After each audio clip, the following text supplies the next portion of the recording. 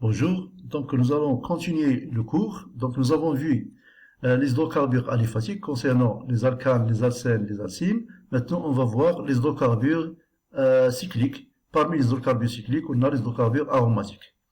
Qu'est-ce que ça veut dire un hydrocarbure aromatique? C'est un hydrocarbure qui a une structure plane et qui possède 4N plus 2 électrons pi délocalisables. Voilà, c'est un hydrocarbure qui a une structure plane et qui possède 4N plus 2 électrons pi délocalisables. Donc le composé le plus connu de ces hydrocarbures aromatiques, c'est le benzène, ce qu'on appelle C6H6. Sa formule brute, c'est C6H6. Donc il se présente sous cette forme. Donc regardez, il y a ici une délocalisation des électrons pi. Donc comme on peut noter le benzène sous cette forme avec un noyau aromatique. La réaction qui se fait sur le benzène, c'est une réaction de substitution électrophile. La réaction qui se fait sur le benzène, sur le composé aromatique, ce sont des réactions de substitution électrophile. Donc comment ça se fait? Donc il y a deux étapes. La première étape, c'est l'attaque électrophile, de l'électrophile, avec formation d'un hybride de résonance, où la charge positive est répartie sur l'ensemble du cycle. Donc je peux mettre la charge positive ici, comme je peux la mettre ici, comme je peux la mettre ici, comme je peux la mettre ici, comme je peux la mettre ici. La deuxième étape, c'est on va régénérer notre cycle aromatique par libération de ce proton-là. Donc on va régénérer notre cycle par libération de ce proton. Regardez, donc voilà, et la régénération de notre cycle aromatique par libération de ce proton. Donc c'est une réaction de substitution électrophile. Voilà la réaction générale. Donc maintenant, je vais essayer de vous donner quelques réactions les plus courantes concernant les composés aromatiques. On va commencer par la réaction de nitration. Donc il consiste à réagir l'acide nitrique sur le benzène en présence d'un catalyseur qui est l'acide sulfurique pour obtenir ce qu'on appelle le nitrobenzène. Mais comment ça se fait? Il faut tout d'abord préparer l'électrophile par réaction de HNO3 sur H2SO4. Donc on doit préparer l'électrophile comme ça. Regardez, l'acide nitrique je vais le noter comme cela, OHNO2 plus H2SO4. Voilà, j'ai préparé l'électrophile. Ensuite, je fais une substitution électrophile.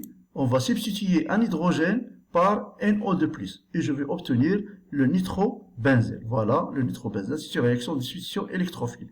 Ce H+, qui va réagir avec HSO4- pour régénérer notre catalyseur. Donc voilà, H2SO4, c'est un catalyseur utilisé comme catalyseur. Donc c'est ce qu'on appelle une réaction de nitration, c'est lorsqu'on fait réagir l'acide nitrique sur le benzène en présence de H2SO4 comme catalyseur. Donc ce nitrobenzène, on peut la réduire par hydrogénation en présence de nickel d'urané pour aboutir à un composé qu'on appelle l'aniline. Donc le nitrobenzène, regardez, la réduction de NO2 par hydrogénation en présence d'un catalyseur qui est le nickel pour aboutir à l'aniline. Donc la deuxième réaction, ce qu'on appelle une réaction de sulfonation. Elle consiste à réagir l'acide sulfurique sur le benzène en présence d'un catalyseur qui est lui-même l'acide sulfurique pour obtenir ce composé. Donc comment ça se fait? Donc on doit préparer comme ce qu'on a fait pour la nitration. On va préparer l'électrophile. Regardez, j'écris H2SO4 sous cette forme, OH-HSO3 plus H2SO4. Voilà, j'ai préparé l'électrophile.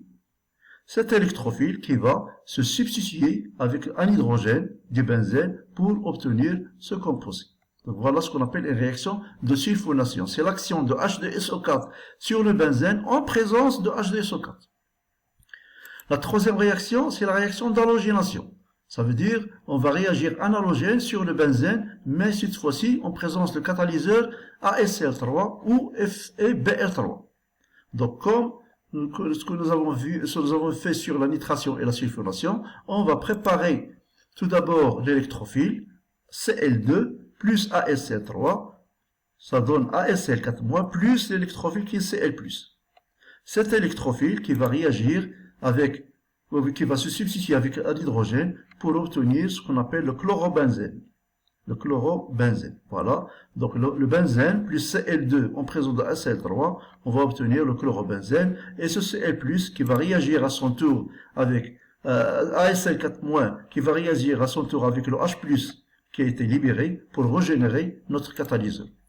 Donc la quatrième réaction, ce qu'on appelle la réaction de Friedel-Crafts, c'est une réaction qui permet de formation une liaison carbone-carbone.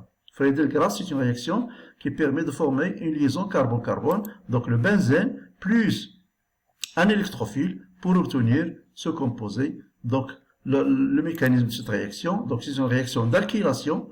Donc toujours on utilise un acide de Lewis. Donc regardez, je prends le chlorométhane.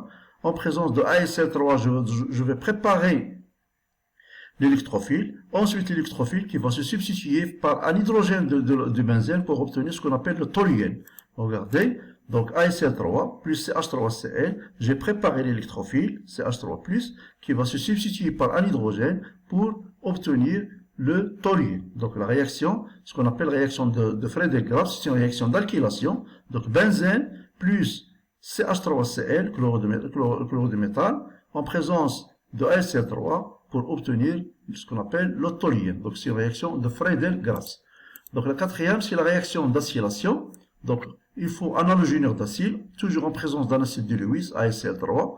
Donc regardez, le chlorure d'acyle, en présence d'un catalyseur, sur le benzène, je vais obtenir l'acétophénone. Comment ça se fait? Je dois préparer tout d'abord l'électrophile par action de ASL3 sur le chlorure d'acyle. Regardez, ASL3 sur le chlorure d'acyle pour obtenir ce qu'on appelle le cation acylium, ça veut dire un électrophile. Cet électrophile qui va se substituer par un hydrogène de l'aromatique pour obtenir ce qu'on appelle l'acétophénone. Donc, je passe à une autre réaction d'oxydation du benzène, des alkylbenzènes. Donc regardez, un alkylbenzène. Donc lorsque je traite cet alkylbenzène par le KMNO4 concentré à chaud, je dois obtenir directement l'acide benzoïque, quelle que soit la longueur de cette chaîne. Cet alkyle, quelle que soit la longueur de cette chaîne carbonée, l'action de KMNO4 sur cet alkylbenzène en présence de KMNO4 à chaud conduit à l'acide benzoïque. Toujours il conduit à l'acide benzoïque. Donc comme ça, j'ai terminé le cours et je vous remercie de votre attention.